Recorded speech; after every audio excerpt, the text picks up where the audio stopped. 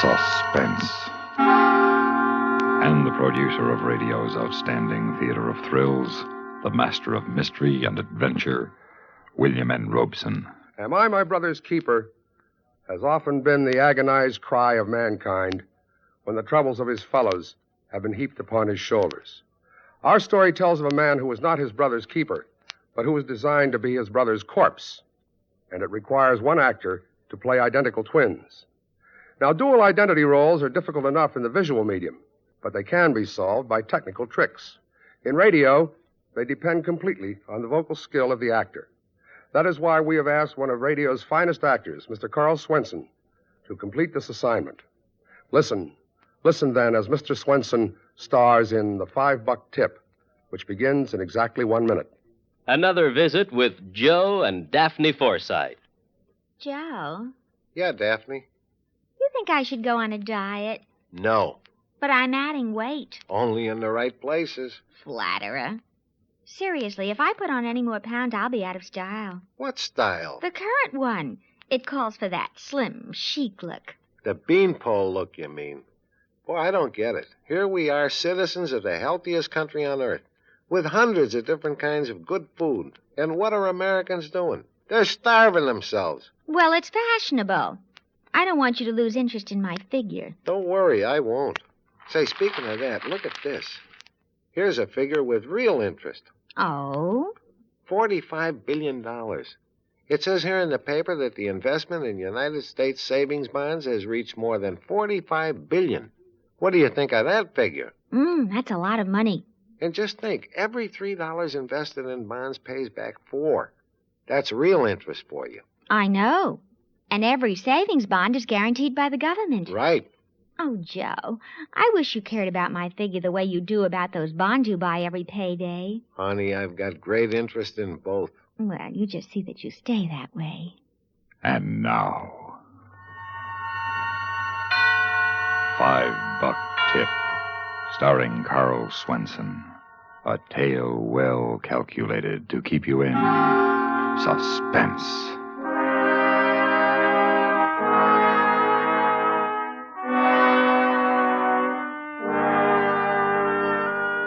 I had flown all the way from Cleveland to be with my brother on his last night, and it was no joyride.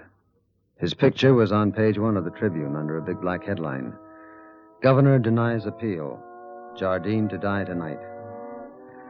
On the plane, they all looked at me like I'd broken out of death row. I couldn't blame them. Tommy Jardine was not only my brother, he was my identical twin. At midnight, he'd be gone. This black shadow, this evil image of me that had forced me to run away and change my name so I could make an honest living.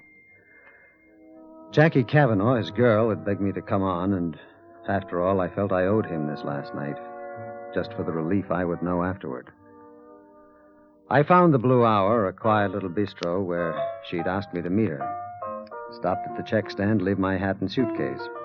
1 hat, 1 bag. Yes, sir. Do something for me, will you? Don't let me leave without them. I do that all the time. Yes, sir. I'll remember. Hey, you look like... Yeah, I know who I look like. I'm supposed to meet a Miss Cavanaugh here. Yes, sir. In the corner booth. Red coat. Thank you. I fumbled in my pocket for something to help his memory. Found a bill and laid it on the counter, thinking it was a single. I didn't know until later it wasn't. It was a 5.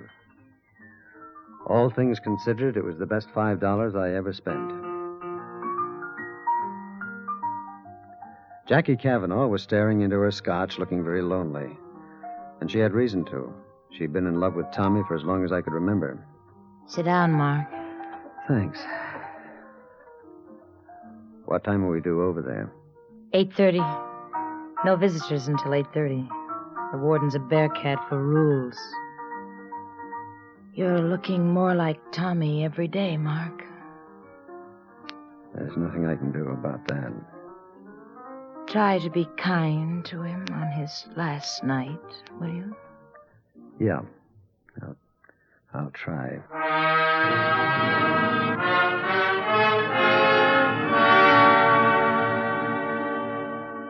I had a double scotch, and then another one. And we sat there for a half hour with Tommy's picture staring at us out of page 1. Then we slipped out a side door and caught a cab for the prison.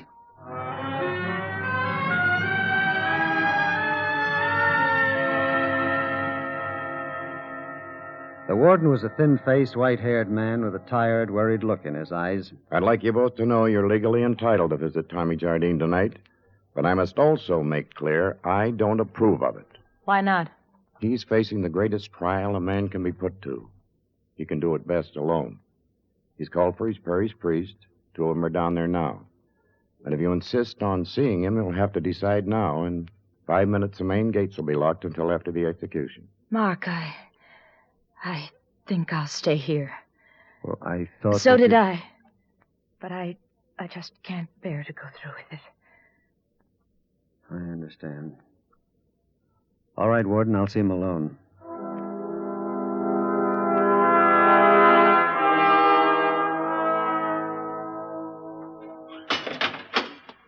So you're the twin brother, huh? How come your name's different? I changed it. I don't blame you. You know, it's funny, up to now, we didn't believe he had a twin brother. Thought it was all part of the act. What act? Well, you know, it's against the law to execute an insane man. You mean Tommy is... Crazy as a coot.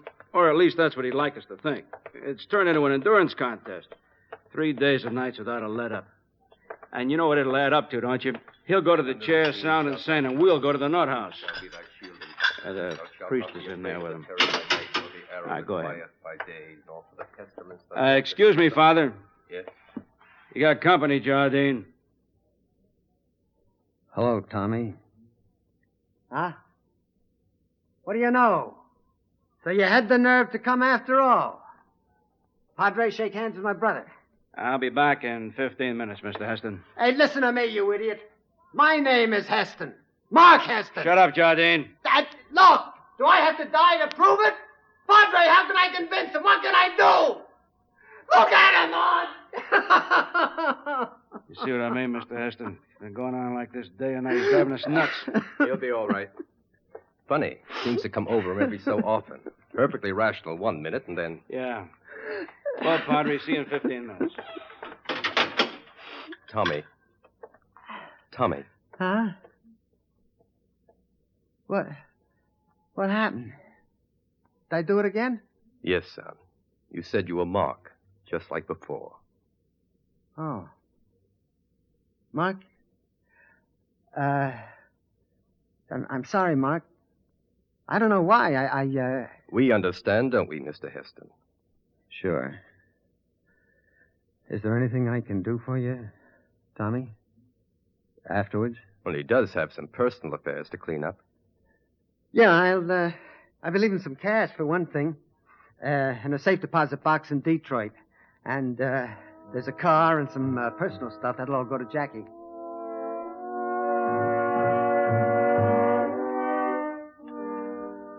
I took a pencil out of my pocket and looked around for something to write on. Sticking out from under the Bible on the table was a blank card, so I picked it up and turned it over idly as I waited for Tommy to go on. There was printing on the back. It said, Fingerprint Record, State Penitentiary. And it had Tommy's picture and history, but the spaces for the fingerprints were blank. Then they jumped me. I got him, Tommy. The arms, Mike. Get his arms. Got him. Get the needle inside the book. Pages cut out. Okay. Hold him still now.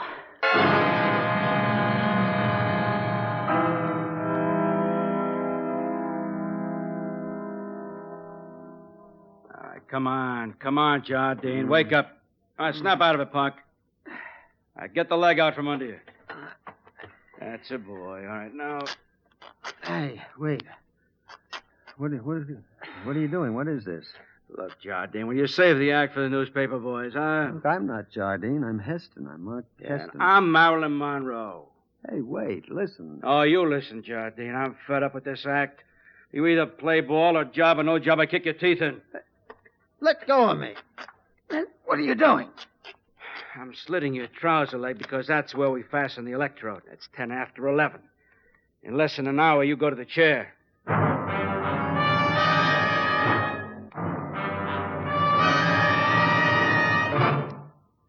In a moment, we continue with the second act of Suspense. Memo on Medals. Interesting information about our military awards and decorations.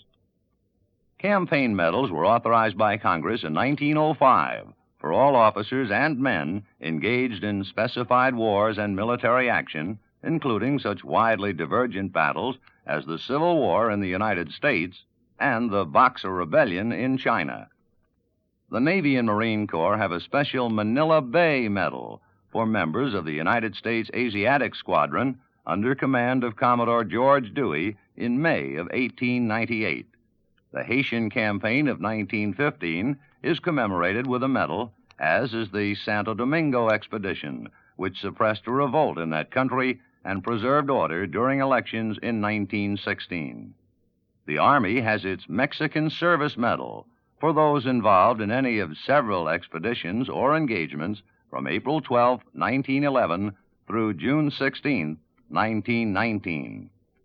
There is also the Army of Cuban Pacification Medal for United States troops who, from October of 1906 to April of 1909, helped establish a stable government in that island nation.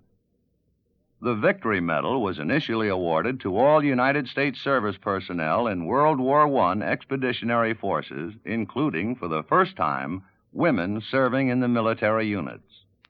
There is a story behind every American medal, a proud story of devotion to country and unselfish service to keep it strong and free.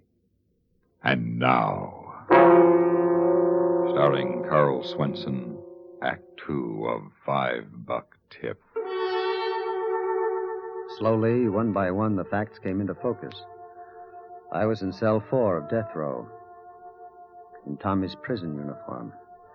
The guard was shaving my leg because in less than an hour, I was going to the chair in my twin brother's place. Hold still now, Jardine.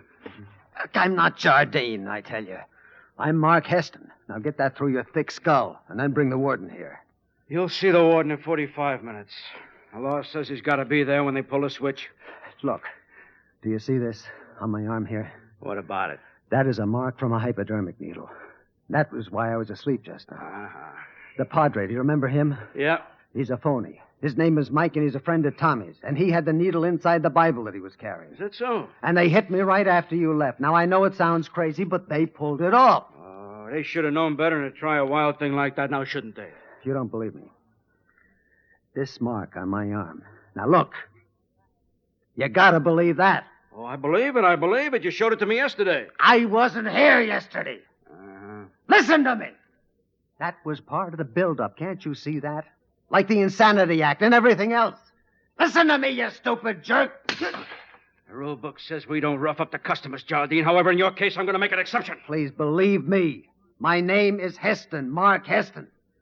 I've got an apartment on Riverdale Avenue in Cleveland. I work for the Ohio Indemnity Company. I said I had enough talk. We went through that yesterday, too. Now, wait. One more thing. You picked me up at the warden's office tonight. Do you remember? Tommy wouldn't know what we talked about.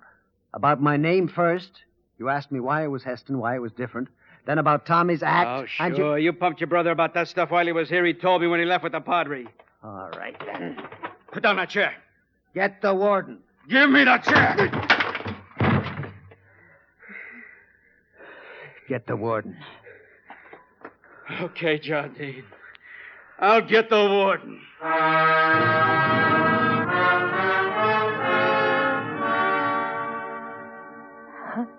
can't stand it. I can't stand it another minute. Look, warden, I gotta get her out of here. She's going to pieces. Can't you see that? I made that clear to you, Mr. Heston. The main gate's locked until after the execution. Regulations. Can't you forget? Let me go. I can't stay here while they kill him. Let me out of here. Please, warden. All right, I'll call the gate. Come in. Warden, can I talk to you for a minute? What is it, Louis?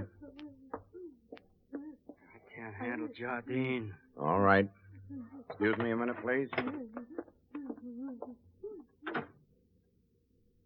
Tommy. Shut up. I got a feeling we're not going to make it. You're doing great. We'll be out of here in 5 minutes. What are they talking about? What's he telling the warden? Can I go now, Warden?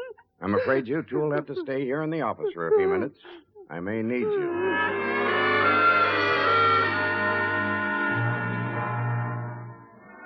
Well, let's see now. I got off the plane at the airport and took a cab to a bar called the Blue Hour. She said she'd be waiting there for me. Jardine, listen to me. Don't call me Jardine. I'm Mark Heston. There's only a half hour to go, Tommy. This won't do you any good. Warden, please, listen to me. He has been planning this for weeks. The girl, too, and that phony padre. They had it all worked out right down to the pinprick in his arm. Now, please, just let me talk to them. Give me 2 minutes with them. That's not much to ask, is it? The girl couldn't take it. That's an act. Can't you see that? It's an act. Louis, Yeah, Warden. Mr. Heston and Miss Cavanaugh are waiting in my office. Bring them down here. Yes, sir. Well, what about Mike? Mike, That phony padre. he left. He said he couldn't do anything more for you. Said it was up to the prison chaplain now. Chaplain, Warden, can't you... Tommy, listen to me. Tommy, I'm not Tommy. I'm Mark Heston.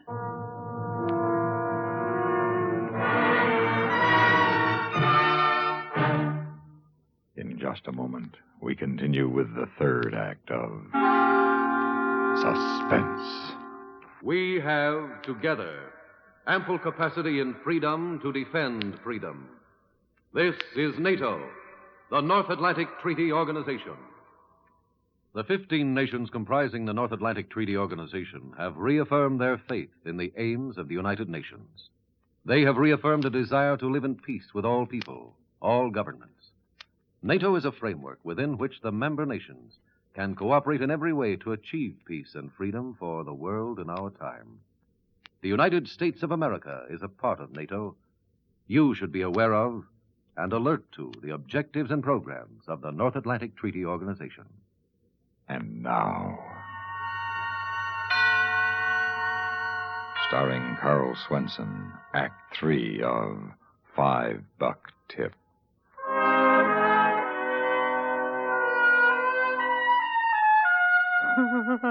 I'm sorry, Tommy. I'm sorry. Jackie, I want you to realize what you'll be doing if you keep on lying. You'll be killing me. You'll be killing an innocent man, just like shooting him with a gun. It's murder. Don't.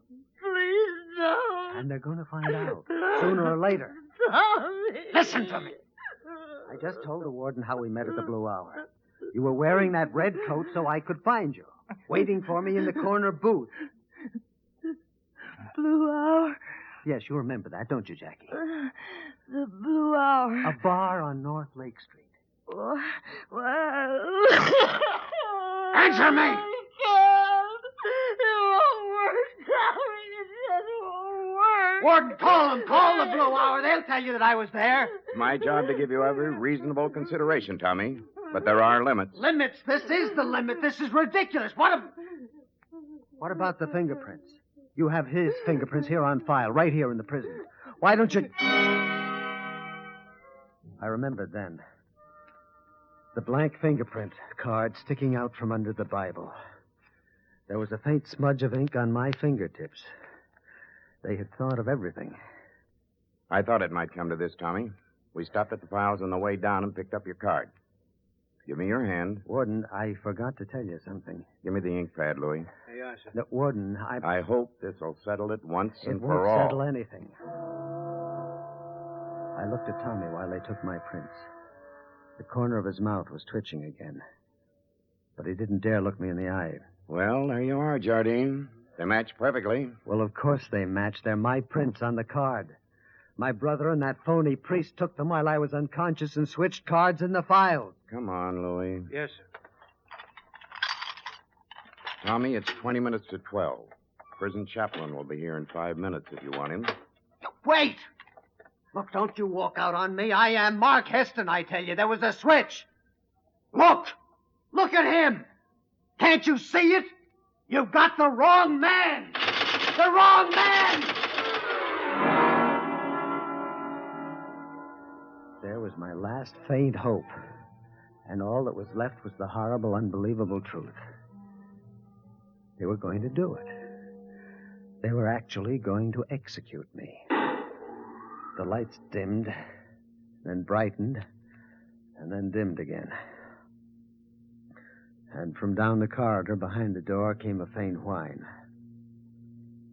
With 15 minutes to go, they were testing the chair.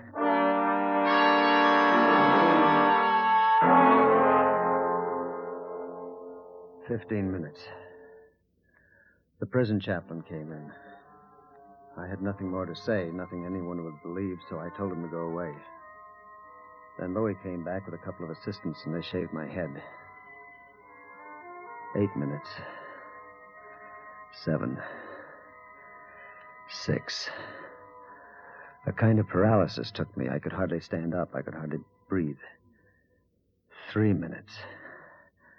The chaplain came back again, and more guards. Finally, the door to the block opened, and the warden walked toward my cell. The hands on the clock over the door were almost straight up. The time had come. The warden moved slowly through the crowd of witnesses, white-faced and shaken. He took my arm. Come on, Mark. Okay. There's nothing left to... Wait. You called me Mark.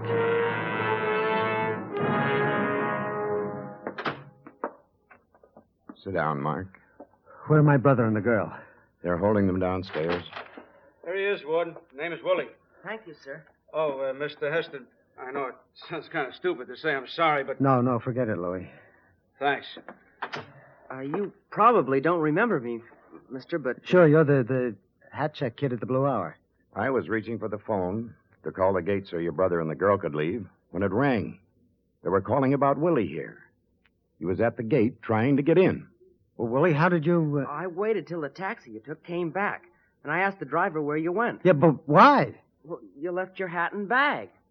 Well, why did you bring him here? Well, I didn't know what was in the bag, but I knew it must be awful important. You told me not to let you leave without them. Well, I might have let it go, but after all, mister, you left me a $5 tip. Suspense, in which Karl Swenson starred in William N. Robeson's production of $5 Tip by Harold Swanton. Supporting Mr. Swenson in $5 Tip were Kathy Lewis, Henry Blair, Jack Crucian, Jerome Thor, and Ken Christie. Listen again next week when we return with another tale well calculated to keep you in suspense.